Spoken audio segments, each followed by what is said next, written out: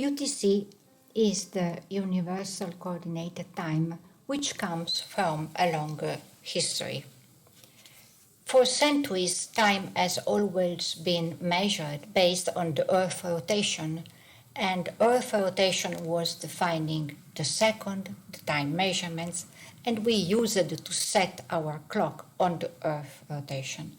But in 1967, the definition of the second changed completely because it became based on a cesium atom, on an atomic clock, on which we were able to estimate the irregularities of the Earth rotation. Let's see what happens. So forever, the natural day and night has been a ticking, a time unit, which has been used for measure time. And the day, which is the necessary time for the Earth to have a complete spin, was divided in 24 hours, 60 minutes, 60 seconds, which makes 86,400 seconds. It was known that the Earth rotation is not constant during the year, so the mid-solar day was defined, and that was deemed constant. The Greenwich reference was used as a meridian to count the beginning of the day, and in 1925 the International Astronomical Union decided to call universal time the time based on the rotation of the Earth, defining the day starting at midnight, before in fact the day was starting at noon. So this was always used till doubt came on the stationarity of the Earth rotation. So first doubt came in 1850 when astronomers saw that the polar star seemed to move. You know, the Earth has a rotational axis, and the North Pole, the rotational axis points toward a star, which is called polar star, and the position of this star seemed to be moving. The star was not moving, it was the rotational axis which was moving. And it was discovered that this rotational axis, which defined the North Pole as the intersection between the rotational axis and the geoid, is moving in a way that can be measured, and nowadays we have this International Earth Rotation and Reference System service, which is able to give us a lot of information on the rotation of the Earth, and you can see that during the years the pole is moving for about 10-20 meters. And this was not the only change in the Earth rotation. It was also discovered that in summer we spin faster. This can be explained very roughly by thinking to the dancer. The dancer, when she spins, if she has open arms, she spins at a certain velocity. But when she closes the arms, she spins faster due to the conservation of momentum. The same is on the Earth. Let's suppose in winter, in the northern hemisphere, there is a lot of snow on the top of the mountain, so far from the rotational axis, and so there is mass far away from the rotational axis, and we have a certain velocity. In spring, in summer, when the snow melts and more mass comes down close to the rotational axis, we go faster. Please consider this is just an approximate explanation. It is not very rigorous, but this gives you an idea of what happens to the velocity of rotation of the Earth. And there are many other variations. This international service is able to tell you how many variations of different type, different size can be observed on the duration of the day. And what is particularly important, if now we are here, but if you go back in the centuries, the duration of the day was longer. This is due to the slowing down of the Earth due to friction, the Earth is slowly slowing down. So many centuries ago the spinning was faster, and nowadays it is a little bit slower. So the day today is longer than what was the rotational days centuries ago. This makes the Earth not easy to be used as clock, not ticking very regular. So the universal time was corrected by polar motion, was corrected by seasonal variation, but it was clear that something more stable was better for timekeeping. Keep in mind that the naming is universal time and not Greenwich Mean Time since 1925, even if we still are using GMT today. So in 1960, there was a change in the definition of the second. We said instead of using the spinning of the Earth as standard and divide by a certain number of hour minutes to get the second, let's take the time of the revolution of the Earth around the Sun, 1 year. Let's take this big period, divide by a big fraction, and this fraction is 1 second. And you can see that there is a novelty, because we don't say that fraction of any year, but the fraction of the year 1900. So all the definition of the seconds, or all the measurements of the duration of the second were to be referred to the duration of the year 1900 and to that particular fraction. So you see that this is important, because in case the duration of the year was changing, we have a special duration to be used as a standard for defining the second. But also this means that in the 60s, when this definition was agreed, the rotation of the Earth was already a little bit slower than the duration in 1900.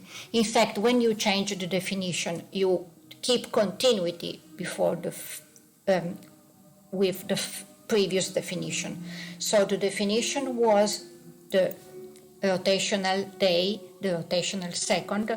When they had to understand which was the fraction by which we have to divide the year to get the second, they did so that the new ephemeral seconds was as long as the rotational day in that year, in 1900. They were in the limit of the uncertainty of the same duration.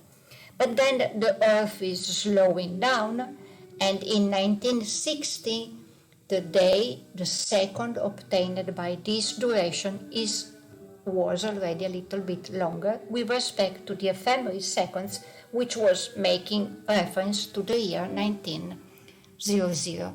This is quite important, because this definition based on ephemeral time was very complex, very difficult to be carried out, to be disseminated. So look from 1960 just to 1967, the definition changed again. And in 67, no more rotation, no more revolution, but an atomic transition was used. The cesium atom was chosen because particularly useful for this type of manipulation.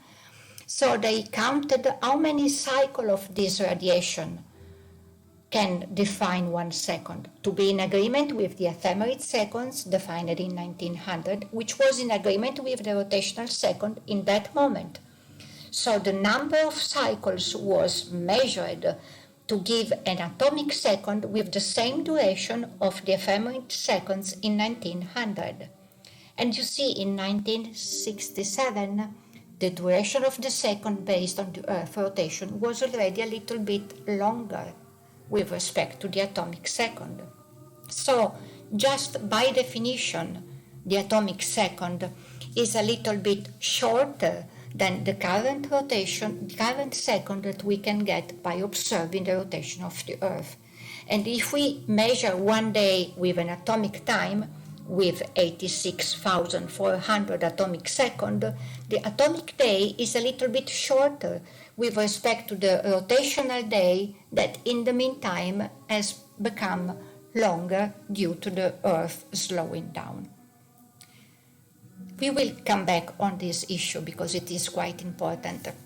Just let me tell you that in the frame of relativity, when you define time, time is the fourth coordinate of a space-time reference frame. So the International Astronomical Union has defined with particular care time and time scale. And what we use today is a terrestrial time, which is the time given by an atomic clock on the surface of the Earth, which means not placed in the center, but with a certain gravitational potential of difference with respect to the center. So the clock on the rotating geode has a certain constant rate of difference with respect to the clock in the center, and this is the definition of the terrestrial time.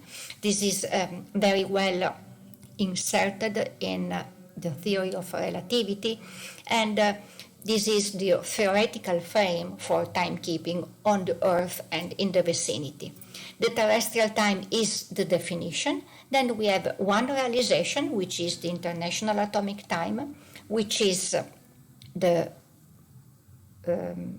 international time that we use for timekeeping today, but it is not the only one. Other realizations of the terrestrial time are available. So the terrestrial time based on one clock on the surface of the Earth, well defined in the frame of general relativity, is not in agreement with the Earth rotation because it is just an atomic clock perfectly ticking forever. So which is the position of the Earth in her rotational movement? So it was decided in 1975 that civil timekeeping could not only be based on atomic time, because there were users, particularly people navigating. Remember, 1975, no GPS, no navigation system by satellite. They were estimating the position by observing the moon, the stars, the planets with traditional equipment. So they needed to know which was the angular position of the Earth to estimate the position. And that knowledge of the angular position at the level of 1 second accuracy was deemed sufficient. So a new time scale, UTC, Universal Coordinated Time, was defined to be the International Atomic Time with the addition of leap second, so that the new time scale is in agreement with the rotation of the Earth within 1 second. What we do is that any time we measure that the Earth is a little bit late with respect to atomic time, and there is 1 second offset accumulated. This new time scale UTC, it let's say stopped for 1 second to wait for the Earth to be in pace and to continue with the agreement that has been specified. What we do actually, when we are at second 59, we add 1 leap second,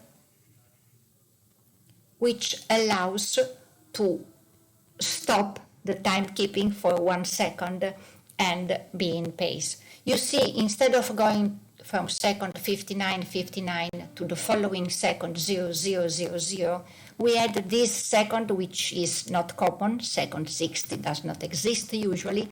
It is just an additional second which is used to make the counting longer by 1 tick so that we can delay the atomic time. So you see, atomic time is going ahead with respect to UTC, which is in agreement with the rotation of the Earth. We did this exercise 37 times till now.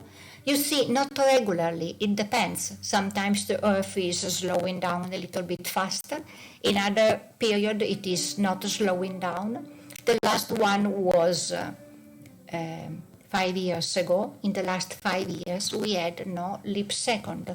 So it is not predictable, it is measured, and the new leap second is announced usually with 6-month notice by the International Earth Rotation and Reference Frame Service.